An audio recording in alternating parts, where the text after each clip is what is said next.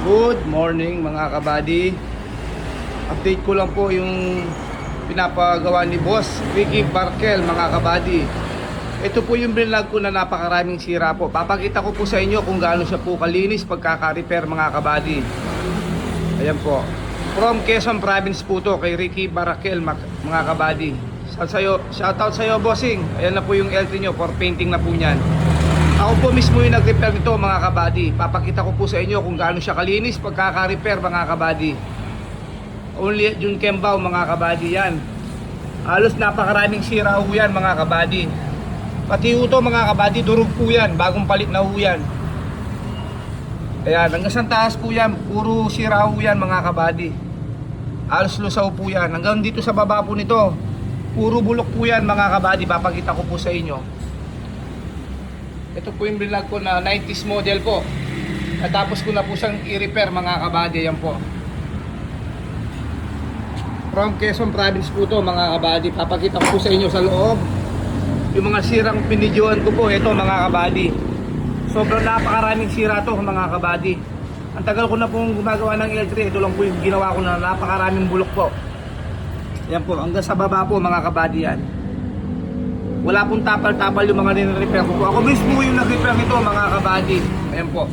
Pati po yung buong apakan po, bagong repair po lahat yan. Bagong gawa po lahat. Halos durog po dito yan mga kabady.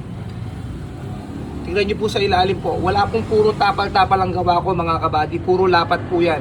Ganyan po ako mag-repair mga kabady. Ako mismo yung tumitira sa mga repair po ng mga L300 po na nagpapagawa sa akin. Ayan, tingnan nyo naman mga kabady kung gaano sila kalinis pagkaka-repair. Original mga kabady. Only at Jun Kembao po yan. Ako mismo yung tumira dyan mga kabady. Papakita ko sa inyo mga kabady pati yung flooring nito. Tingnan nyo mga kabady. Yan, napakalinis po mga kabady pagkaka-repair. Ayan no. Original na original po yan. Mga hubog po ng mga vendor po yan. Parang original po mga kabady. Yan po. Halos durog po yan mga kabady. Hanggang dito po. Halos lusaw po yan mga kabady. Kinagaan ko pong i-repair po to. Yan, yung nakikita nyo pong kulay itim po, ito ay epoxy primer black po yan. Para hindi kagad kalawangin po mga kabady. Bernas ko na po sila ng epoxy enamel black mga kabady. Pati po yung chassis nito sa likod, yan po, rini-repair po namin. Yan mga kabady. From Quezon Province po to kay Ricky Barkel mga kabady. For painting na uto mga kabady yan. Papakita ko din po sa inyo dito sa kabila po sa driver side po. Ayan po. Tingnan nyo po pagkaka-repair po na sa akin. Lahat po kuwang-kuwa pati mga slide po yan. Original na original mga kabady. Yan. Papakita ko po sa loob po. Ganyan po ako mag-repair dito mga kabady. Ako mismo yung nagre-repair po. Ganyan po natin hanapin yung mga pagkaka-repair po yan, no? Parang original mga kabady yan, no? Napakalinis po pagkaka-repair po nito.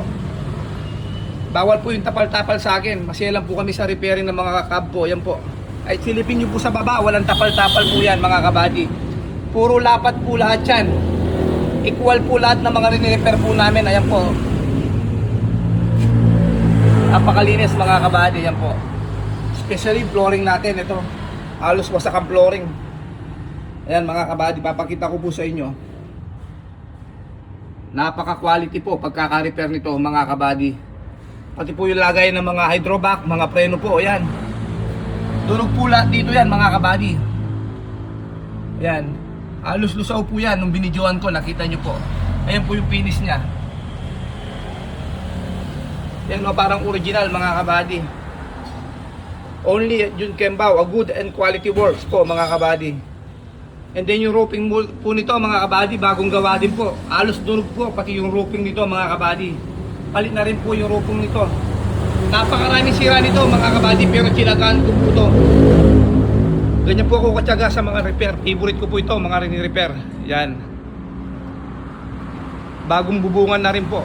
Halos itong bubong nito mga kabady, butas-butas na uto sa taas. Kaya nag-decide po ako na palitan na po lahat. Ganyan po ka-quality po yung mga repair po natin kay Jun Kembao mga kabady. Yan. Babalik po natin lahat sa original po yan, pati mga apakan po. Tingnan niyo po pagkakagawa ng mga apakan natin yan. Napakalinis po mga kabady. Maraming salamat po sa lahat po na nagtitiwala po sa akin. Sa mga nagpapagawa po ng mga L300, nagpapakustomize. Mas maganda po, dumirect na lang po kayong pagpagawa sa amin po. Kung gusto nyo pong umorder ng mga L300 unit, meron din po kaming available dito. Message nyo lang po ako, Jun Kembao. Mga kabady sa Messenger po. Pag-i-subscribe na rin po sa YouTube. Yan. Pati po yung bumper nito.